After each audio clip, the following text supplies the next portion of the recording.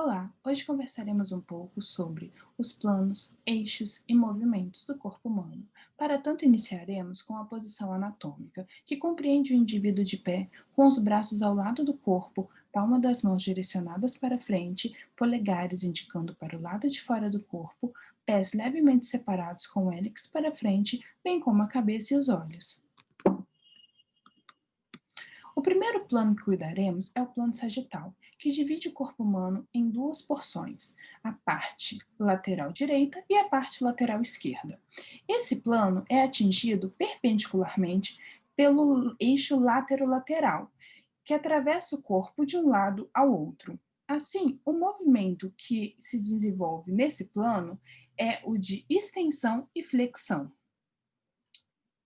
conforme podemos ver no pão, onde o pão indica a lateral, direita ou esquerda, no caso, e a faca aponta como se fosse o eixo.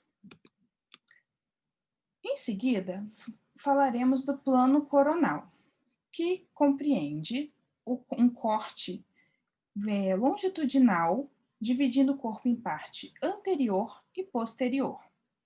O eixo que atinge esse plano é o eixo antero-posterior, ou seja, ele pega o corpo de lado.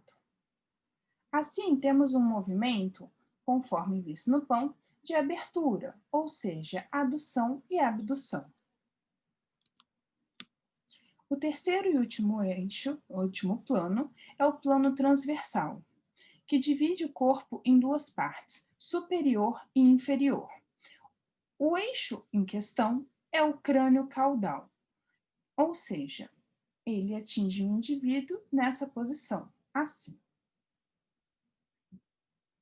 Esse eixo, nesse plano, o movimento desempenhado é o de rotação. Assim, como resumo, temos no eixo sagital, temos a divisão lado direito e esquerdo, eixo látero-lateral, movimento de flexão e extensão. Porém, como nomenclaturas diferenciadas, no caso do tornozelo, temos a flexão e plantar, dorsiflexão. Flexão plantar e dorsiflexão. No plano frontal ou coronal, temos a divisão anterior e posterior, cujo eixo é o antero-posterior. O movimento é o de adução e abdução. O tornozelo faz a inversão e a eversão. A coluna, a flexão lateral, direita e esquerda, enquanto a cintura escapular, elevação e depressão. O punho, desvio radial e ulnar. E temos ainda os planos transverso. O plano transverso. Divisão superior, dividindo o corpo em porção superior ou cranial ou inferior caudal. Tem o eixo, é o crânio caudal, também chamado longitudinal, e o movimento é o de rotação. No caso, como nomenclatura diferenciada, para a parte do antebraço, temos a rádio ulnar, que faz a supinação e a pronação. Ombro e quadril faz adução e abdução horizontal.